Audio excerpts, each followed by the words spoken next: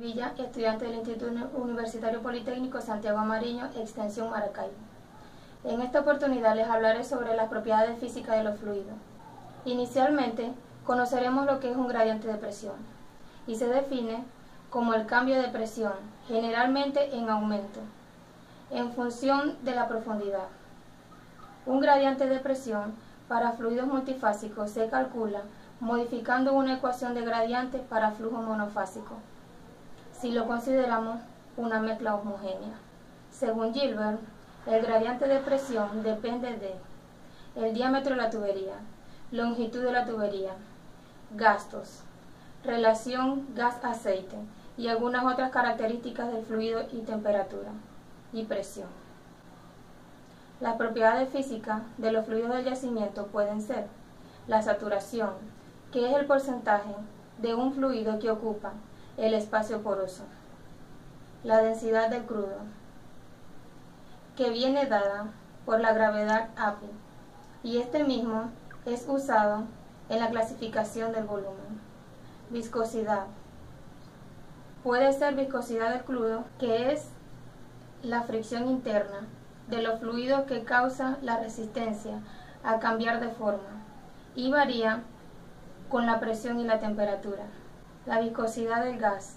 Para un gas perfecto, al incrementarse la temperatura, la viscosidad de ésta se incrementa y a altas presiones los gases se comportan como fluidos. Comprensibilidad, petróleo y gas.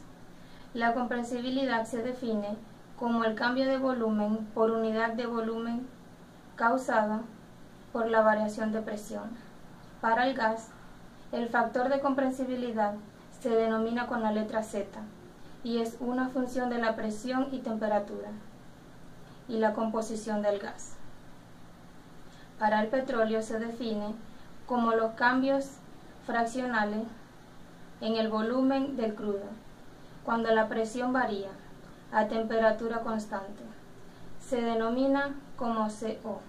Los análisis PVT son pruebas realizadas en laboratorio a diferentes condiciones de presión, volumen y temperatura, que sirven para hacer diseños de instalaciones de producción, predecir productividad, definir esquemas de producción, entre otros. El factor volumétrico del petróleo es el volumen de la masa de petróleo a presión y temperatura del yacimiento, entre el mismo volumen a condiciones de superficie, y el factor volumétrico del gas, que es la masa del gas a presión y temperatura del yacimiento, entre el mismo volumen a condiciones de superficie. El gas tiene mayor volumen a condición de superficie. La existencia de flujo multifásico en las tuberías complica en forma considerable el cálculo de la distribución de presión. Se han desarrollado numerosas ecuaciones y correlaciones que simplifican el cálculo de la distribución de presión. A través de diversas correlaciones para flujo multifásico se han desarrollado curvas de presión para curvo vertical y flujo horizontal.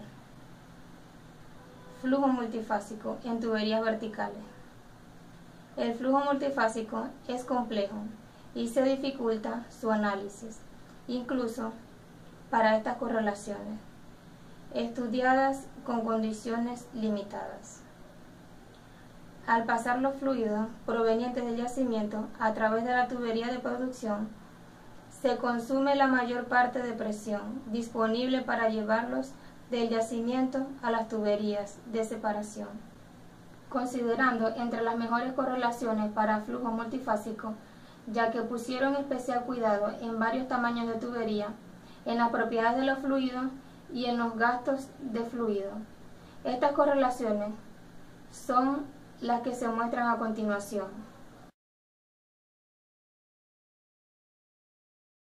Flujo multifásico en tuberías horizontales. Debido que para el flujo horizontal no se tiene gradiente de elevación, es posible que se piense que el colgamiento no es necesario determinarlo, pero esto no es cierto, ya que es necesario para calcular las velocidades verdaderas para el término de aceleración. Además, que el colgamiento también está involucrado en la determinación del factor de volumen para algunas correlaciones. La mayoría de las condiciones del flujo multifásico horizontal son en la región de flujo turbulento. Para el flujo horizontal, el gradiente de presión debido al cambio de elevación es igual a 0.